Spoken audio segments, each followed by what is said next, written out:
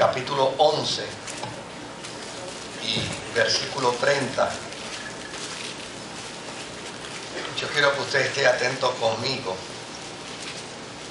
en esta lectura bíblica. Fíjese cómo dice: así lo hicieron, mandando su ofrenda a los ancianos por medio de Bernabé y de Saulo. Vaya ahora conmigo al 12:25. No se asuste, no me he vuelto loco, pero quiero que leamos estos versos. Dice: cuando Bernabé y Saulo cumplieron su servicio, regresaron de Jerusalén, llevando con ellos a Juan, llamado también Marcos. Y en el capítulo 13, versículo 2 y versículo 7, dice: mientras ayunaban y participaban en el culto al Señor, el Espíritu dijo: apartadme ahora a Bernabé y a Saulo para el trabajo al que los he llamado. Y en el versículo 7 dice que estaba con el gobernador Sergio Paulo. El gobernador, hombre inteligente, mandó llamar a Bernabé y a Saulo. Si usted nota, en todos estos versos, primero dice Bernabé y después dice ¿qué? Saulo. Ok. Pues ya me va a ir entendiendo. Ahora yo quiero que usted vaya conmigo a Hechos 13, verso 43. Hechos 13, verso 43. Y mire cómo dice el 13, 43. Cuando se disolvió la asamblea, muchos judíos y prosélitos fieles acompañaron a Pablo y a Bernabé, los cuales en su conversación con ellos le instaron a perseverar en la gracia de Dios. En el mismo capítulo 13, en el verso 46, dice entonces la Escritura: Pablo y Bernabé les contestaron valientemente que era necesario que anunciáramos la palabra de Dios primero a ustedes. Como la rechazan y no se consideran dignos de la vida eterna, ahora vamos a dirigirnos a los gentiles. Y por último, en el verso 50 dice: pero los judíos incitaron a mujeres muy distinguidas y favorables al judaísmo y a los hombres más prominentes de la ciudad, y provocaron una persecución contra Pablo y Bernabé.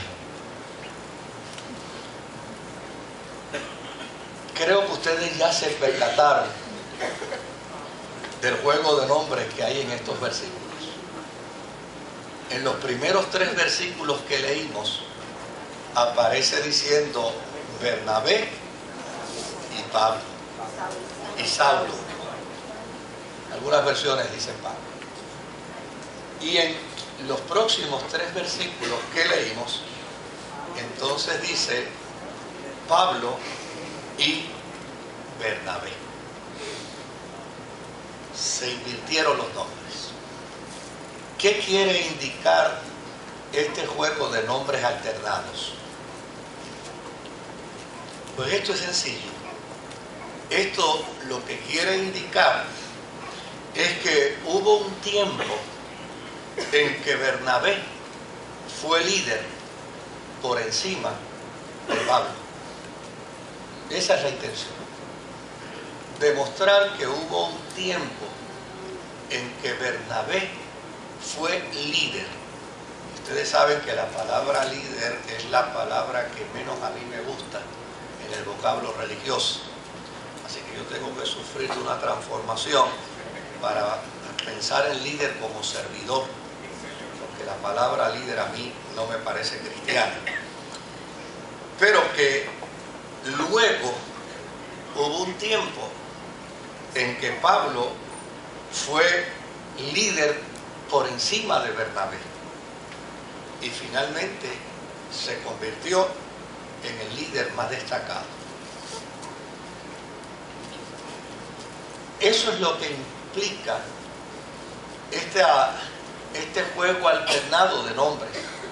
En un momento dado es primero Bernabé el que toma la acción o al que se le encomienda la responsabilidad, y Saulo va detrás de él como el muchacho que está aprendiendo en el proceso, como el profesional que está aprendiendo en el campo. Pero más adelante, entonces, Bernabé se convierte en el que sigue a Pablo, y Pablo se convierte entonces en el experto. La Biblia nos trae una serie de información con respecto a Bernabé.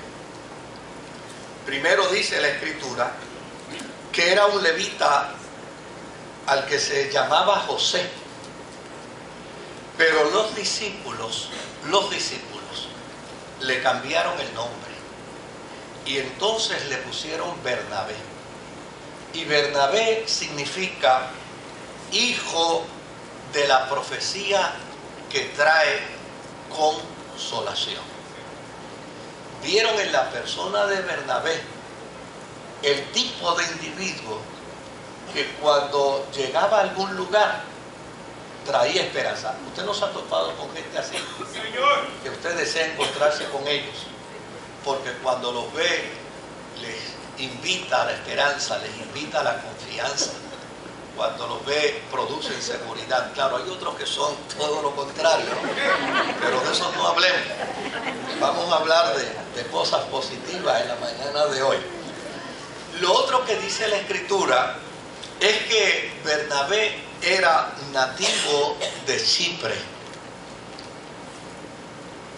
Y lo otro que dice la palabra del Señor en Hechos capítulo 11 y verso 24 es que Bernabé era un hombre bueno, de nobleza, de integridad, y que estaba lleno del Espíritu Santo, y era un hombre de profunda fe. Unas cualidades que obviamente hacían que cuando alguien le viera, pudiera decir de él: aquí está el que trae consolación, el que trae esperanza.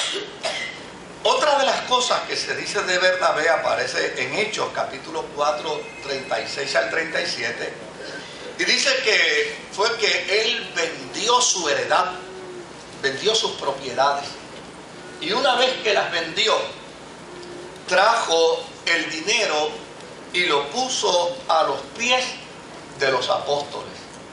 Ojo, no para enriquecer a los apóstoles, no para enriquecer a los apóstoles, sino para bendecir la comunidad a la que obviamente la iglesia había desarrollado un proceso de vida comunitaria en común. Porque ese texto bíblico lo distorsiona a la gente, y hay unos que a través del texto bíblico se enriquecen. No, en este caso es que él vende su heredad, vende su riqueza, vende su casa, y una vez la vende, la lleva y la pone a los pies de los apóstoles. Por el otro lado, también se dice de Bernabé en Hechos capítulo 9, versos 26 al 27, que con la conversión de Saulo de Tarso el terrible, la conversión de Saulo de Tarso el perseguidor de la iglesia, pues obviamente cuando Saulo de Tarso se convierte, la gente le tenía miedo. Pensaban que lo que estaba haciendo era una estrategia para hacerse el convertido, para hacerse el nacido de nuevo, introducirse dentro de la iglesia y entonces identificar mejor a los líderes, identificar mejor a los creyentes y de esta manera poder acabar con ellos más rápido. Así es que como nadie creía en la conversión de Pablo, de Saulo de Tarso, entonces es Bernabé el que introdujo a Saulo de Tarso entre los apóstoles. Desde luego, un hombre de fe, lleno del Espíritu Santo, con bondad, con un espíritu de consolación, tenía que ser un gran reconciliador. Y tenía que ser un hombre que, en lugar de avivar el fuego del chisme, lo apagaba. Y a mí me encanta ese tipo de individuo como Bernabé. Otra de las cosas que se dice es que cuando los discípulos enviaron a Bernabé a cerciorarse de lo que estaba sucediendo en Antioquía, Hechos capítulo 11, versos 22 al 26, desde luego Bernabé no dejó a Saulo en Jerusalén, porque dejar a Saulo de Tarso en Jerusalén era prácticamente dejarlo en el anonimato. Nadie iba a estar con él, nadie le iba a acompañar, nadie le iba a apoyar y nadie le iba a hacer crecer en la fe. Por lo tanto, Bernabé, no era apóstol, pero siendo un prominente líder, siendo un prominente cristiano, se le asignaban ciertas tareas dentro de la iglesia de Jerusalén. Y una de las tareas fue que lo enviaron a ver qué estaba sucediendo en Antioquía con la experiencia de la fe. Y desde luego, cuando lo envían a Antioquía, Bernabé dice, me llevo a Saulo conmigo. Y se llevó a Saulo para que Saulo lo acompañara. Y entonces lo interesante es que estuvo con él en Antioquía por espacio de un año. Luego de Antioquía, entonces ya Saulo está un poco más formado, tiene ya un carácter cristiano indiscutible, ya la iglesia se siente un poco más cómoda con él, y entonces determinan hacer su primer viaje misionero. Y en ese primer viaje misionero partieron hacia Chipre, y Chipre era precisamente la ciudad de donde era oriundo ¿quién? Bernabé. Por lo tanto, a mí me llama mucho la atención el que para Bernabé la primera incursión misionera tenía que ser primero ¿a quiénes? A los suyos. Si a alguien vamos a evangelizar primero a los míos. Si a alguien vamos a ganar para Cristo, vamos a ganar primero a los míos. Vamos a ir a mi comunidad, vamos a ir a mi tierra, vamos a ir a mi casa. Porque muchas veces el proverbio del jíbaro de que el caballo viejo se vende lejos, se ha convertido en práctica de mucha gente, ¿no? Pero en el caso de Bernabé, él entendía con perfecta claridad que donde primero tenía que llegar con el mensaje de esperanza era a los suyos. Desde luego, una vez terminaron esta experiencia del primer viaje misionero, entonces pasaron al Asia Menor y llegaron a Listra. Y en Hechos capítulo 14, versos 12 al 13, dice la Escritura que estando allí en Listra, a Bernabé lo confundieron con Júpiter. Y desde luego, algo vio la gente en Bernabé, que entendieron que este hombre era como un Dios, pertenecía a la divinidad. Desde luego, ellos no sabían interpretar la experiencia de la fe como lo interpreta Lucas para decir, es que es un hombre bueno, es un hombre lleno de fe y es un hombre lleno del Espíritu Santo. Claro, estas cualidades Lucas las define como virtudes y cualidades que provienen de parte de Dios a la vida de Bernabé. La gente de acá ya no sencillamente veían las cualidades, no las podían definir, y entonces decían, este hombre pertenece a la deidad. Por lo tanto, como pertenece a la deidad, este tiene que ser el dios Júpiter. Yo creo que sería mejor que a los cristianos nos confundan con un planeta y no que nos quieran matar a un planeta. A mí me parece que sería mucho mejor que nos confundan con un planeta. Ahora, fíjese el otro dato. El otro dato que nos presenta las Sagradas Escrituras sobre Bernabé fue que hubo una discusión con los judaizantes. Los judaizantes eran cristianos de Jerusalén, que desde luego se les hacía un tanto difícil desvincularse de la fe judía, y por lo tanto ellos mantenían una doble ciudadanía. Por un lado eran cristianos y por el otro lado eran también judíos. Y desde luego cuando se topaban con algún cristiano que era judío, entonces ellos inquirían en que ese cristiano tenía que volver de nuevo a las raíces del judaísmo y tenía que practicar el judaísmo. Pues Pablo y Bernabé se encontraron por allá, por el Asia Menor, con un grupo de cristianos judaizantes, tuvieron con ellos una discusión y desde luego vinieron a Jerusalén a dilucidar el asunto. Y una vez vinieron a Jerusalén, entonces el Espíritu Santo ministró a la vida de ellos y desde luego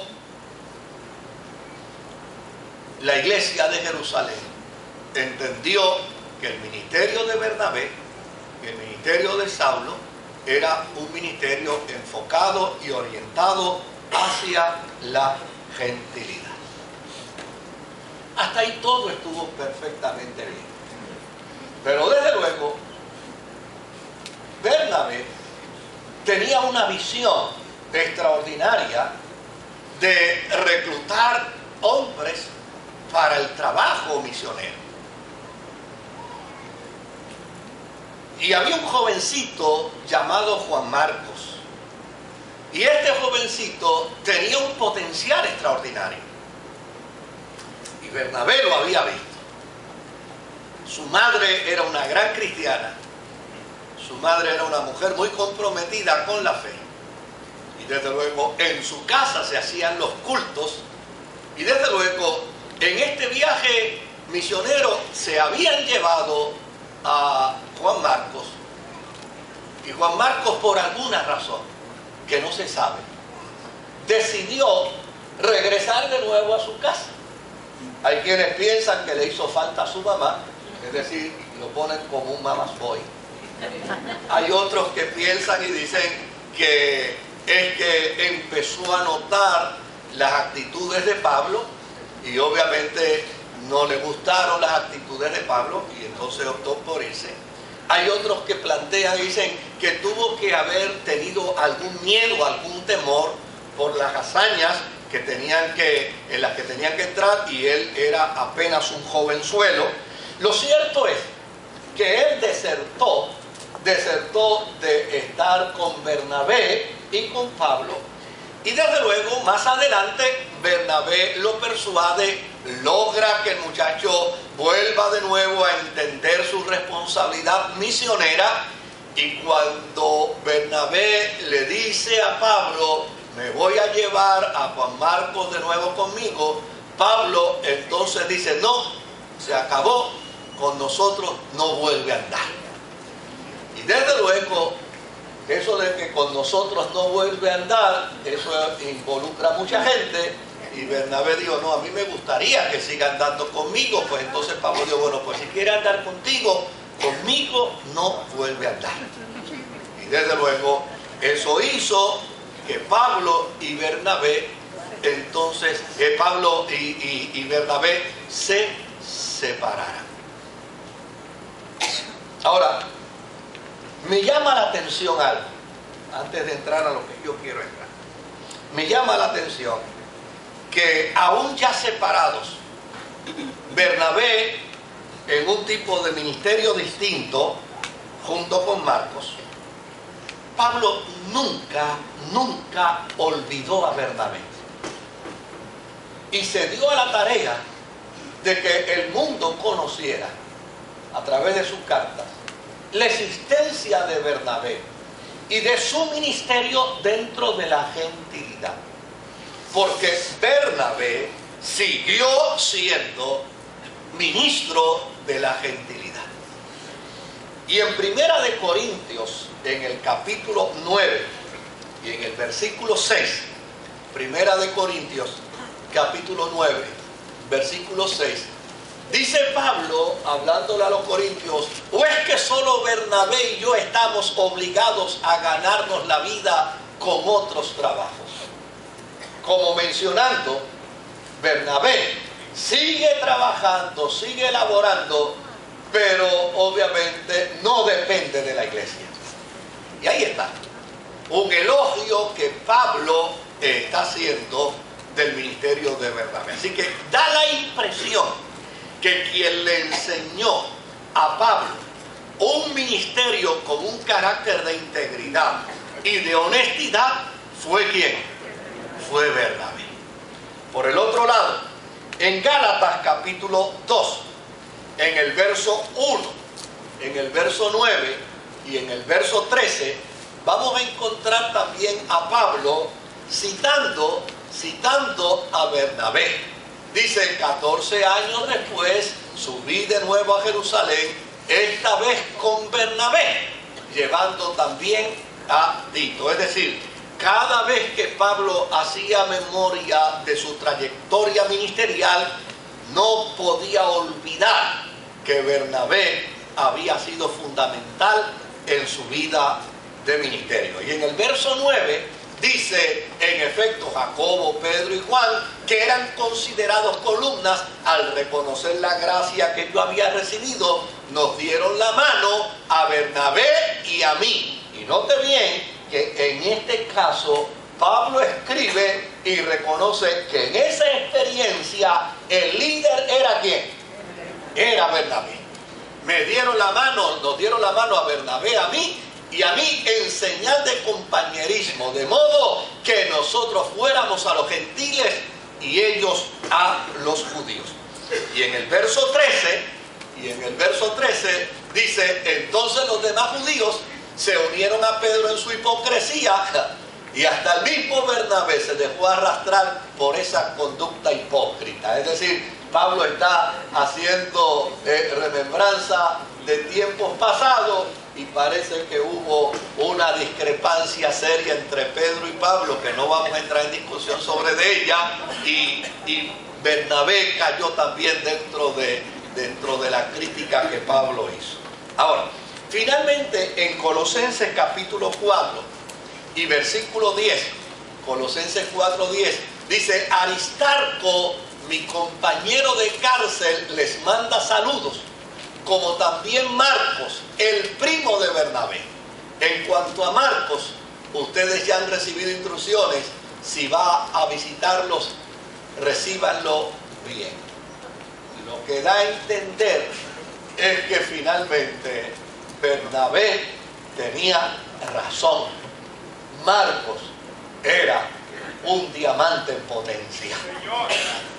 Y desde luego, como Marcos era un diamante en potencia, Bernabé prefirió perder la relación de compañerismo ministerial con Pablo para dedicarse a levantar la vida y el carácter de Marcos, a tal punto que al final se convierte ahora Marcos en ese individuo que todo el mundo quiere tener, incluyendo a Pablo. Bueno, hay una tradición que dice que Bernabé murió como mártir en Salamina en el año 61 después de Cristo. Y hay otra tradición que dice que la responsabilidad del documento de la carta a los hebreos es de la autoría de Bernabé. Desde luego, eso está en el marco de la tradición y habría que todavía los que se dedican a eso buscar la información de manera mucho más concreta. Ahora, ¿por qué estos datos? ¿Qué queremos plantear con estos datos? Observe algo que a mí se me ocurre compartir con ustedes en esta mañana. Realmente, ¿quién merecía ser el líder prominente entre Saulo de Tarso y Bernabé? Note bien, Bernabé vendió su propiedad y la puso a los pies ¿de quién? De los apóstoles. Saulo pretendía poner bajo sus pies a los cristianos. Partiendo de las cosas que se dicen de ambos, Bernabé, hombre bueno, lleno del Espíritu Santo y de profunda fe. Saulo, perseguidor de los cristianos, a quien todos los cristianos le tenían miedo.